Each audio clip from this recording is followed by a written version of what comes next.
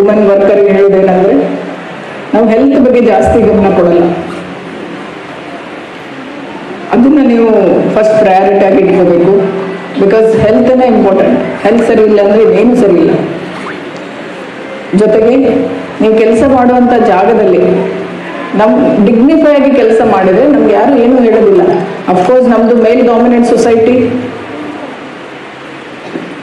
Every day we have to establish, ದಿನಾನೂ ನಾವು prove ಮಾಡಬೇಕಾಗುತ್ತೆ ನಾವು ಇದು ಅಂತ. ಬಟ್ ಯಾರು ಅಪ್ರಿಷಿಯೇಷನ್ ಏನು ಅವಶ್ಯಕತೆ ಇಲ್ಲ. ನಿಮಗೆ ಸ್ಯಾಟಿಸ್ಫ್ಯಾಕ್ಷನ್ ಇದ್ರೆ ಸಾಕು. ನೀವು ಮಾಡ್ತಕ್ಕಂಥ ಕೆಲಸದಲ್ಲಿ ಸ್ಯಾಟಿಸ್ಫ್ಯಾಕ್ಷನ್, ನೀವು ಮಾಡುವಾಗ ಕೆಲಸದಲ್ಲಿ ಪೂರ್ಣ ಇನ್ವಾಲ್ವ್ ಆಗಿಬಿಟ್ಟು ಆಫೀಸ್ ಕೆಲಸ ಅಥವಾ ಏನು ನಿಮ್ಮ ಕೆಲಸ ಇರುತ್ತೆ ನಿಮ್ದು, ಯಾವುದೇ ಜಾಬ್ ಹೆಚ್ಚು ಅಲ್ಲ ಕಮ್ಮಿನೂ ಅಲ್ಲ. ನೀವು ಅನ್ಕೋಬಹುದು IAS IPS ಆ ಥರ ಏನಾದ್ರು ಇದ್ರೆ ಮಾತ್ರ ಏನೋ ಒಂದು ಸಾಧನೆ, ಇದಲ್ಲ. ಪ್ರತಿಯೊಂದು ಕೆಲಸನೂ ಅದರದ್ದೇ ಆದ ವ್ಯಾಲ್ಯೂ ಇದೆ, ಅದಕ್ಕೆ ಅದ್ರ ಇಂಪಾರ್ಟೆನ್ಸ್ ಇದೆ. ಆ ಕೆಲಸ ನಿಮ್ಗೆ ಏನು ಕೆಲಸ ಇದೆ, ಬೈ ಚಾಯ್ಸ್ ಚಾನ್ಸ್ ಬಂದಿದ್ದೀರಾ, ಮಾಡಬೇಕು. ಆ ಕೆಲಸನ ಅಚ್ಚುಕಟ್ಟಾಗಿ ಮಾಡಿ. ಹೆಣ್ಮಗಳು ಅನ್ನೋ ಕಾರಣಕ್ಕೆ ಇದನ್ನ ತಗೊಳ್ಳೋದು ಬೇಡ, ಲೀನೆನ್ಸ್ ತಗೊಳ್ಳೋದು ಬೇಡ, ನೆಪ ಹೇಳೋದು ಬೇಡ. ಪದೇ ಪದೇ ನೆಪ ಹೇಳೋದಾಗಿರ್ಬೋದು, ಅಥವಾ ಹೆಣ್ಮಕ್ಳು ಹಿಂಗೆ ಅಂತ ಬ್ರ್ಯಾಂಡ್ ಮಾಡಿ ಒಂದು ಚೌಕಟ್ಟಲ್ಲಿ ಕೂರಿಸ್ಬಿಡ್ತಾರೆ. ಆಮೇಲೆ ಎಲ್ಲರೂ ಮಾಡೋರ್ನು ಎಲ್ಲರನ್ನೂ ಸೇರಿ. ಸೊ ಆ ಇದಕ್ಕೆ ಹೋಗದೆ ನಮ್ಮ ಕರ್ತವ್ಯವನ್ನು ಸರಿಯಾಗಿ ನಿಭಾಯಿಸ್ಕೊಂಡು ಮನೆಯಲ್ಲಿ ಗೃಹಿಣಿ ಥರ ಇರೋಣ. ಜಾಬ್ ಮಾಡ್ತೀವಿ ಅಂತ ಅದನ್ನ ಮನೆಯಲ್ಲಿ ತಗೊಂಡೋಗಿ ಅದರದ್ದು ಟೆನ್ಷನ್ನು ಇದನ್ನ ಮನೆಯಲ್ಲಿ ಹಾಕೊಳ್ಳೋದು, ಅಥವಾ ನಾನು ಜಾಬ್ ಮಾಡ್ತಾ ಇದ್ದೀನಿ ನಾನೇ ಇದನ್ನ ಮಾಡ್ಬೇಕಾ, ಅದು ಇದನ್ನು ಅದನ್ನ ಪೂರ್ತಿ ಅಲ್ಲಿಗೆ ಫುಲ್ ಸ್ಟಾಪ್. ನಿಮಗಾಗುತ್ತೆ, ಅದಕ್ಕೆ ಹೇಳ್ತಾ ಇದ್ದೀನಿ. ಪೊಲೀಸಲ್ಲಿ ಸ್ವಲ್ಪ ಕಷ್ಟ ಅದು, ಬಟ್ ನಿಮಗಾಗುತ್ತೆ. ಅಲ್ಲಿ ಫುಲ್ ಸ್ಟಾಪ್ ಹಾಕ್ಬಿಟ್ಟು ಇಲ್ಲಿ ಫ್ಯಾಮಿಲಿ ಜೊತೆ ಒಳ್ಳೆ ಟೈಮ್ ಕಳೀದಂದ್ರೆ ಹೆಂಗೆ ಅಂತ ನಾವು ಧಾರಾವಾಹಿ ಬಗ್ಗೆ ಏನಾರು ಹೇಳ್ಬಿಟ್ರೆ ಮತ್ತೆ ಭಾರಿ ಕಷ್ಟ ಆಗ್ಬಿಡುತ್ತೆ. ನಿಮ್ದೇ ಆದ ಒಂದು ಮೀ ಟೈಮ್ ಅಂತ ಇರುತ್ತೆ, ಏನೂ ಇರ್ಬೋದು, ನಿಮ್ಮ ಪ್ಯಾಷನ್ ಅಂತ ಇರುತ್ತೆ ಮುಂಚೆ ಅಂದ್ರೆ ಏನಾದ್ರು ಓದ್ಬೇಕು ಅಥವಾ ಏನಂತ. ಅದಕ್ಕಿಂತ ಮುಖ್ಯವಾಗಿ ನಿಮ್ಮ ಮಕ್ಕಳ ಕಡೆ ಸ್ವಲ್ಪ ಗಮನ ಕೊಡಿ. ಯಾಕೆ ನೋಡ್ತಾ ಇದ್ದಾರೆ ಮೊಬೈಲ್, ಯಾಕೆ ಕೊಡ್ತಾ ಇದ್ದೀರಾ, ಏನ್ ನೋಡ್ತಾ ಇದ್ದಾರೆ, ರೂಮಲ್ಲಿ ಕುತ್ಕೊಂಡು ನೋಡ್ತಾ ಇದ್ದಾರಾ, ಏನ್ ನೋಡ್ತಾ ಇದ್ದಾರೆ ಮೊಬೈಲಲ್ಲಿ, ಅವಶ್ಯಕತೆ ಇದೆಯಾ? ನೀವೇ ಯಾವಾಗಲೂ ಮೊಬೈಲ್ ಕೈಯಲ್ಲಿ ಇಟ್ಕೊಂಡು ನಿಮ್ಮನ್ನ ಫಾಲೋ ಮಾಡ್ತಾರೆ.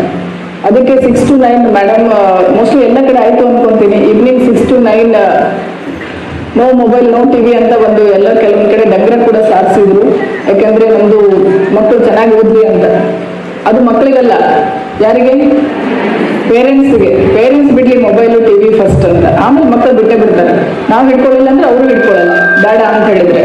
ಸೊ ಮೊಬೈಲ್ ಆಫ್ ಅಂತ ಟೈಮ್ ಅನ್ನು ಫಿಕ್ಸ್ ಮಾಡಿ ಅಲ್ಲಿ ಅನೌನ್ಸ್ ಮಾಡ್ಲಿ ಬಿಡ್ಲಿ ಬೇರೆಯವರು. ನೀವು ಇಷ್ಟರಿಂದ ಇಷ್ಟು ಗಂಟೆ ತನಕ ನಾನು ಮೊಬೈಲ್ ನೋಡೋದಿಲ್ಲ ಅಥವಾ ಟಿವಿ ನೋಡೋದಿಲ್ಲ ಅಂತ ನೀವೇ ಒಂದು ಟೈಮ್ ಫಿಕ್ಸ್ ಮಾಡ್ಕೊಂಡು ಸ್ವಿಚ್ ಆಫ್ ಮಾಡಿದ್ರೆ ಏನಾಗಲ್ಲ, ಜಗತ್ ಮುಳುಗಿ ಹೋಗಲ್ಲ. ಮುಳುಗಿದ್ರೆ ಅದ್ರ ಜೊತೆ ನಾವು ಮುಳುಗಿರ್ತೀವಿ ಅಷ್ಟೇ. ಸೊ ಸ್ವಲ್ಪ ನಿಮಗೋಸ್ಕರ, ನಿಮ್ಮ ಮಕ್ಕಳ ಭವಿಷ್ಯಕ್ಕೋಸ್ಕರ ಟೈಮ್ ಕೊಡಿ. ಒಳ್ಳೇದಕ್ಕೆ, ಒಳ್ಳೆ ವಿಚಾರಕ್ಕೋಸ್ಕರ ನೀವು ಒಳ್ಳೆ ಟೈಮ್ ಕೊಟ್ಟು ಮಕ್ಕಳನ್ನ ಬೆಳೆಸುವುದರಲ್ಲಿ, ಸಂಸ್ಕಾರ ಕೊಡೋದ್ರಲ್ಲಿ ನೀವು ಜಾಸ್ತಿ ಇಂಪಾರ್ಟೆನ್ಸ್ ಕೊಡೋದು ಒಳ್ಳೇದು ಅನ್ಕೋತೀನಿ. ಬಿಕಾಸ್ ಇತ್ತೀಚೆಗೆ ಸೋಷಿಯಲ್ ಮೀಡಿಯಾದಲ್ಲಿ ಯಾವ್ಯಾವ ರೀತಿಯಿಂದ ಮಕ್ಕಳು ಡೈವರ್ಟ್ ಆಗ್ತಾ ಇದ್ದಾರೆ ಅಂತ ಎವ್ರಿ ಡೇ ನಾವು ನೋಡ್ತಾ ಇದ್ದೀವಿ ಡಿಪಾರ್ಟ್ಮೆಂಟಲ್ಲಿ. ಭಯ ಆಗುತ್ತೆ ಇನ್ನು ಫ್ಯೂಚರಲ್ಲಿ ಏನಪ್ಪ ಮಕ್ಕಳು ಮಾಡ್ತಾರೆ ಅಂತ. ಸಹವಾಸ ದೋಷದಿಂದ ಆಗಿರ್ಬೋದು, ಅಥವಾ ಸೋಷಿಯಲ್ ಮೀಡಿಯಾದನ್ನ ನೆಗೆಟಿವ್ ಆಗಿ ತಗೊಂಡು ಅಲ್ಲಿ ಏನೋ ಹೇಳ್ತಾರೆ, ಅಲ್ಲೇನೋ ಗೇಮ್ ಇರುತ್ತೆ, ಅದನ್ನು ಫಾಲೋ ಮಾಡಕ್ ಹೋಗಿ ಸುಮಾರು ಜನ ಮಕ್ಕಳು ಸೂಸೈಡ್ ಮಾಡ್ಕೊಳ್ಳೋದಾಗಿರ್ಬೋದು, ಸೆನ್ಸಿಟಿವ್ ಮನೋಭಾವ ಬೆಳೆಸ್ಕೊಳ್ಳೋದಾಗಿರ್ಬೋದು, ಫ್ಯಾಮಿಲಿಯಿಂದ ಡಿಟ್ಯಾಚ್ಮೆಂಟ್ ಮನೋಭಾವ ಬೆಳೆಸ್ಕೊಳ್ಳೋದಾಗಿರ್ಬೋದು, ಈ ತರ ಎಲ್ಲ ನಡೀತಾ ಇದೆ. ಇದರಿಂದ ಹೊರಗೆ ಬರಬೇಕು ಅಂದ್ರೆ ಕ್ವಾಲಿಟಿ ಟೈಮ್ ಫ್ಯಾಮಿಲಿಯವರ ಕಳಿಬೇಕು ಮಕ್ಕಳ ಜೊತೆ, ಅವಾಗ ಮಾತ್ರ ಸಾಧ್ಯ. ನಿಮ್ಗೆ ಇದಕ್ಕಿಂತ ಮಕ್ಕಳು ಇನ್ನೂ ಎತ್ತರಕ್ಕೆ ಬೆಳೀಲಿ ಅಂತ ನಾವೆಲ್ಲ ಬಯಸೋದು ಪೇರೆಂಟ್ಸ್. ಬೆಳಿಬೇಕು, ಒಳ್ಳೆ ಸಂಸ್ಕಾರವಂತರ ಆಗ್ಬೇಕು ಅಂದ್ರೆ ನಿಮ್ಮ ಸ್ಪೆಷಲಿ ತಾಯಿ ರೋಲ್ ತುಂಬಾನೇ ಇದೆ. ನೀವೇ ಸಮಾನತೆಯನ್ನ ಕೊಡ್ಬೇಕು ಮನೆಯಲ್ಲಿ. ನಾವೆಲ್ಲ ಏನೇನೋ ಮಾತಾಡ್ತೀವಿ, ಬಟ್ ಮನೆಗೆ ಹೋಗಿ ಮತ್ತೆ ಹುಡುಗಗೊಂದು ಹುಡುಗಿಗೊಂದು ಮಾಡ್ತೀವಿ ಮಕ್ಕಳಿಗೆ. ಇಲ್ಲ, ಸಮಾನತೆ ಹೆಣ್ಮಕ್ಳಿಗೆ ಏನು ರೆಸ್ಪೆಕ್ಟ್ ಕೊಡೋದನ್ನ ಮನೆಯಿಂದ ತಾಯಿನೇ ಕಲಿಸ್ಬೇಕ್ರಿ, ಬೇರೆ ಯಾರು ಕಲಿಸಲ್ಲ. ನಾವು ಬೇರೆಯವ್ರ ಮೇಲೆ ಹಾಕ್ತೀವಿ, ಆ ಹುಡುಗ ಹಂಗಿದಾನೆ, ಇವ್ರ ಹುಡುಗ ಹಿಂಗಿದಾನೆ ಅಂತ.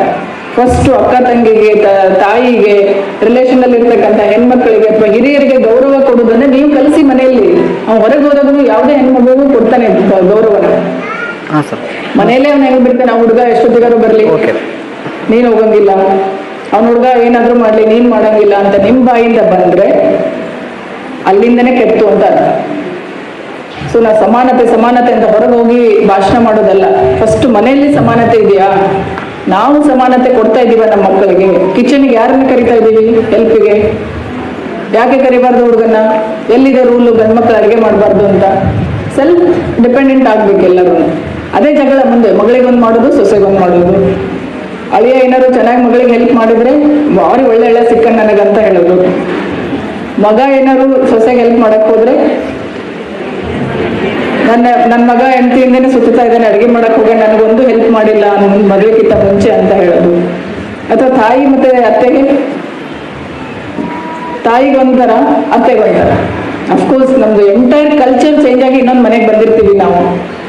ಪೂರ್ತಿ ಬೆಳೆದದ್ದು ಕಲ್ಚರೇ ಬೇರೆ, ಈ ಮನೆ ಕಲ್ಚರೇ ಬೇರೆ. ಬಟ್ ಹೊಂದ್ಕೋತೀವಿ ಹೆಣ್ಮಕ್ಳು, ಬೇರೆಯವ್ರಿಗೆ ಅದು ಕಷ್ಟ. ಹೆಣ್ಮಕ್ಳು ಹೊಂದ್ಕೊಂಡ್ಬಿಡ್ತೀವಿ, ಅಲ್ಲಿ ನಾವು ಅದೇ ಮನೆಯವ್ರ ತರ ಆಗ್ಬಿಡ್ತೀವಿ. ಬಟ್ ಅಲ್ಲಿ ಡಿಫ್ರೆನ್ಶಿಯೇಟ್ ಮಾಡಕ್ ಶುರು ಮಾಡ್ತೀವಿ ಅತ್ತೆಗೆ ಮತ್ತೆ ತಾಯಿಗೆ. ಇರುತ್ತೆ, ಎಲ್ಲರದ್ದು ನೇಚರ್ ಒಂದೇ ತರ ಇಲ್ಲ, ನಮ್ದು ನೇಚರ್ ಒಂದೇ ತರ ಇರಲ್ಲ. ಅಕ್ಕ ತಂಗಿ ಅಣ್ಣ ತಮ್ಮ ಒಂದೇ ತಂದೆ ತಾಯಿ ಹೊಟ್ಟೆಯಲ್ಲಿ ಹುಟ್ಟಿರೋರ್ಗು ಕೂಡ ಸುಮಾರು ಬಿಹೇವಿಯರಲ್ ಆಗಿರ್ಬೋದು, ಚಾಯ್ಸಲ್ಲಿ ಆಗಿರ್ಬೋದು, ಬೇರೆ ಬೇರೆ ತರ ಇರುತ್ತೆ. ಹಾಗಾಗಿ ನಾವು ಬೇರೆ ಕಲ್ಚರಿಂದ ಬಂದು ಇಲ್ಲಿ ಸೆಟ್ಲ್ ಆಗುವಾಗ ಸ್ವಲ್ಪ ಆಗುತ್ತೆ. ಅದನ್ನು ನಾವು ಜಾಬ್ ಪ್ಲೇಸಲ್ಲೂ ಕೂಡ ಅದನ್ನ ಅನ್ಕೋಬೇಕು. ನಾನು ಹೆಂಗಿದ್ದೀನಿ ಹಂಗೆ ಎಲ್ಲರೂ ಇರಬೇಕು ಅಂತಲ್ಲ, ನಮ್ಮ ಮೂಗಿನ ನೇರಿಕೆ ಯೋಚನೆ ಮಾಡೋದಲ್ಲ. ಕೆಲಸದ ಬಗ್ಗೆ ಅದು ಕೆಲಸ ಏನ್ ಬಯಸುತ್ತೆ ಅದನ್ನ ಮಾಡೋಣ. ಬಟ್ ಬಿಹೇವಿಯರಲ್ ಆಸ್ಪೆಕ್ಟ್ ಅಲ್ಲಿ ಹೆಣ್ಮಕ್ಳು ಅನ್ನೋ ಕಾರಣಕ್ಕೆ, ಅವಳು ಈ ತರ ಅನ್ನೋ ಕಾರಣಕ್ಕೆ ನಮ್ಮ ನೆಗೆಟಿವ್ ಆಗಿ ನೋಡದೇ ಇರೋ ತರ ಆ ಘನತೆಯನ್ನು ಉಳಿಸ್ಕೊಂಡು ಹೋಗೋದು ಬಹಳ ಮುಖ್ಯ. ಈ ಎಲ್ಲ ವಿಚಾರಗಳು ನಿಮ್ಗೆ ಗೊತ್ತಿದ್ದೆ, ನಾನೇನು ಹೊಸದಾಗಿ ಹೇಳ್ತಾ ಇಲ್ಲ, ಜಸ್ಟ್ ನಿಮ್ಗೆ ನೆನ್ಪು ಮಾಡಿಕೊಟ್ಟೆ ಅಷ್ಟೇ. ಮೇಡಮ್ ತುಂಬಾ ಚೆನ್ನಾಗಿ ಅರೇಂಜ್ ಮಾಡಿದ್ದಾರೆ. ಈ ಕಾರ್ಯಕ್ರಮಕ್ಕೆ ನಾನು ಮುಖ್ಯ ಅತಿಥಿ ಮತ್ತೆ ಉದ್ಘಾಟಕರು ಎರಡು ಆಗಿದ್ದೀನಿ. ಇವತ್ತು ಎರಡು ರೋಲ್ ಪ್ಲೇ ಮಾಡ್ತಾ ಇದ್ದೀನಿ. ನನಗೂ ತುಂಬಾ ಆಸಕ್ತಿ ಇದೆ, ಮುಂದೆ ಯಾರೋ ಏನು ಸ್ಪೀಕರ್ಸ್ ಎಲ್ಲ ತುಂಬಾ ಸಾಧನೆ ಮಾಡಿದವರು ಮಾತಾಡ್ತಾರೆ ಅಂತ. ನನ್ಗೆ ಅವಕಾಶ ಕೊಟ್ಟಿದ್ದಕ್ಕಾಗಿ ಮೇಡಮ್ ಮತ್ತೆ ಪುನೀತ್ ಅವ್ರಿಗೆ ಎಲ್ಲರಿಗೂ ಧನ್ಯವಾದ ತಿಳಿಸ್ತೀನಿ. ಜೈ ಹಿಂದ್, ಜೈ ಕರ್ನಾಟಕ.